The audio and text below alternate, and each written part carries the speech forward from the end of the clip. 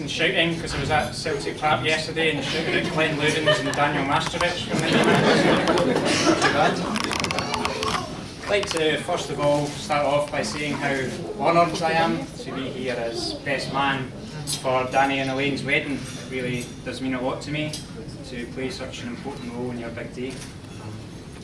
Also, I'd like to say I'm quite relieved that I am actually standing here. I feared Danny would toe the party line from Celtic Park and ban all Daily Record journalists. Meaning that I had to stand out the back peeking through the windows to see what was happening. Thankfully, Danny accepted our official backpage apology with more grace than the knuckle-dragging keyboard fanatics that made last Saturday's double shift even more spirit-crushing than usual. I couldn't help but notice today, though, that when I came to check in, that Danny had actually put me in room 101. Maybe he's not all that overly apologetic.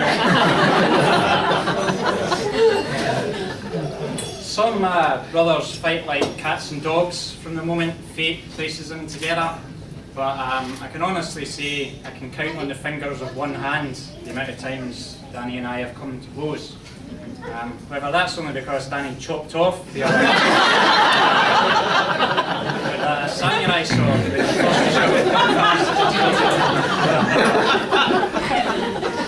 I am, of course, joking. The hand was just badly mangled, not actually severed. The only other actual fight that stands out for me came when I was just a small, frail 7-year-old and Danny a strapping 9-year-old bully.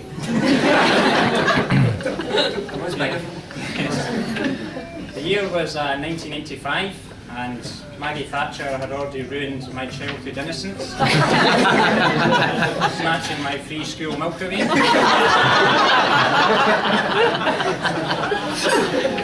However, Rangers were in their rightful place as SPL also runs. The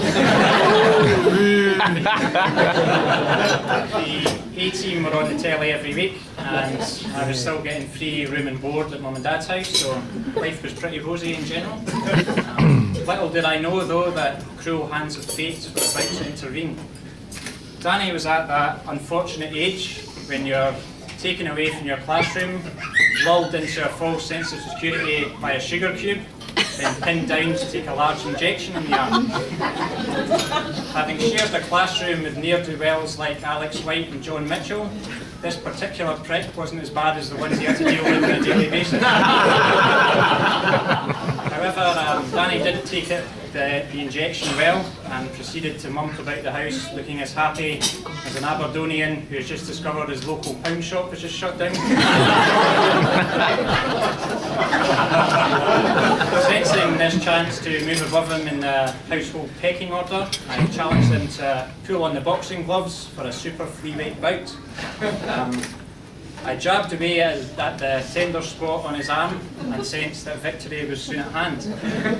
However, as Scotland had discovered against Brazil 3 years earlier at the World Cup, an early attack only succeeds in riling your mightier opponent.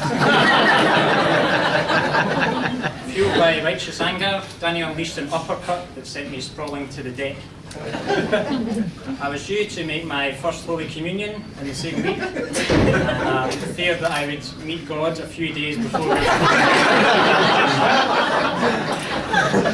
Thankfully, though, I lived to tell the tale and didn't die from injuries sustained in the ring, like some of boxing's most tragic fighters, and that lion tamer who thought it'd be a laugh to pull Simba's tail during the 2:30 matinee. To be fair to Danny, it was a rare outbreak of anger. He always preferred words to war as a youngster, progressing from books such as Enid Blyton all the way through to James Joyce when he was a teenager. He also shared my father's passion for politics, and that landed him in trouble with one of the teachers at Lawside, the fearsome Miss McAllion. She might sound like a member of the 1990 Cameroon World Cup squad. Miss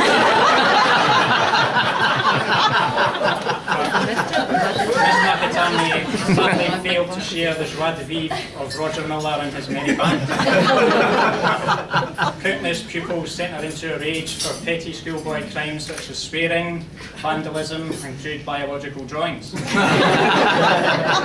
Danny, though, managed to break new ground by, I could say probably safely sending her mental by describing one of her heroes, Eamon de Valera, the old Irish Prime Minister, as a sellout quisling. You'd think such obscure political references and bookish ways would make Danny very unpopular at school, but somehow he managed to be very, very popular indeed. This was mainly down to his irritating good looks. This was long before he started thinning on top.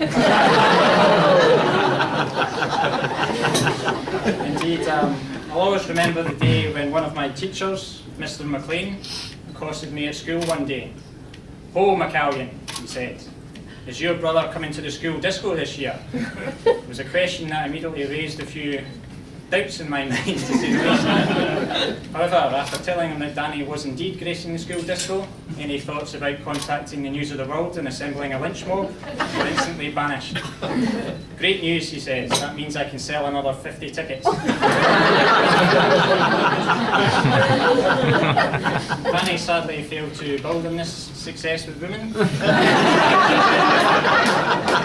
The words of another teacher proved more prophetic.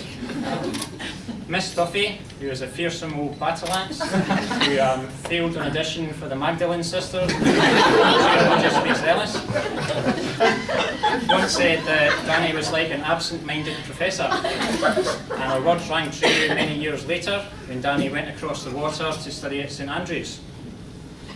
Danny had used his charms one night to lure an unsuspecting student back to his romantic waterfront residence. However, when Danny got back home, he forgot all about the girl and went up to his bed to crash out to sleep. The next morning, he woke up feeling refreshed, walked down into the living room and found the poor girl still sitting there. "Can I go home now?" she said.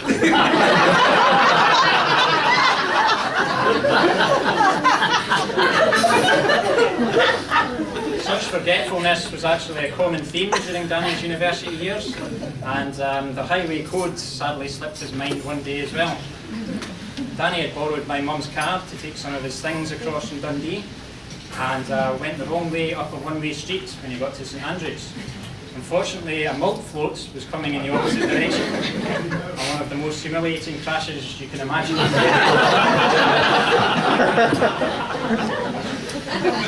Such a scene wouldn't have looked out of place in a sitcom. It's just a shame that Danny's stay in St Andrews came a few years before Prince William and his entourage pitched up in town. Having the future King of England and a rabid trot share a flat together would have been comedy gold for any writer. Working titles could have included Here Today, Gone Tomorrow, with both spellings of hair applying there. Lord of the Pims, and my own personal favourite, Michael Fagan Says Hello to Your Granny.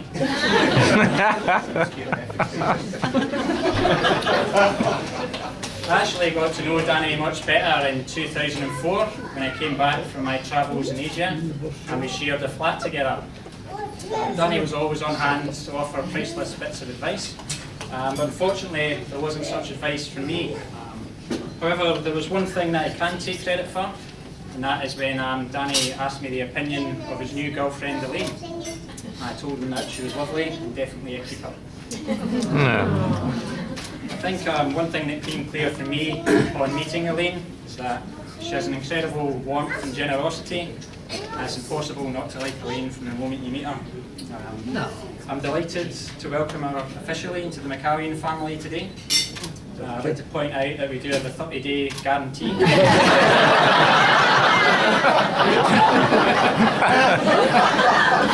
After that, you're stuck with us.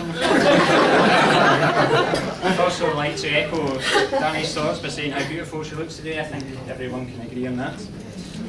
However, when Danny and Elaine first met, I had my doubts that we'd be sitting here today at their wedding, because 3 commandments in the book of Daniel were set in stone at that time.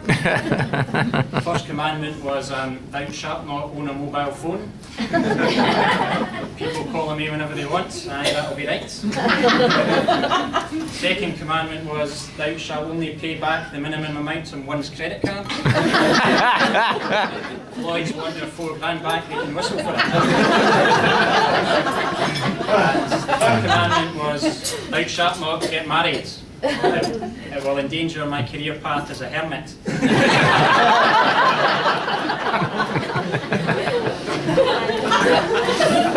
So it's a testament to the spell that Elaine weaved on Danny that these commandments came crashing to the ground within a matter of months. Within, I think, about 2 or 3 months, Danny had not only bought a phone, but the most flashy one available in the shop.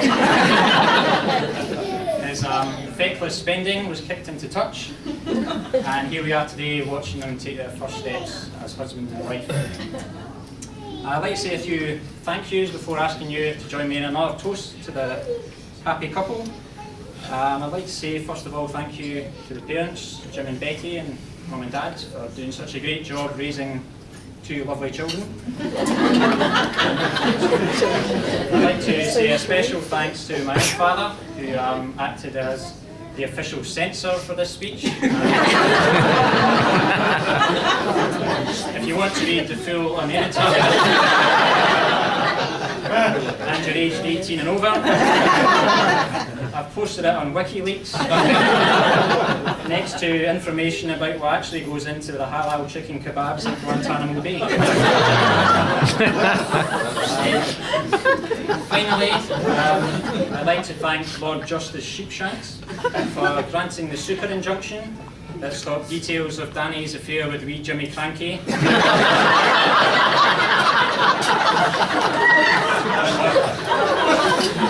Ruining what has been a wonderful day. Anyway, that's quite enough nonsense for me. I'd like you to join me in a toast for happiness.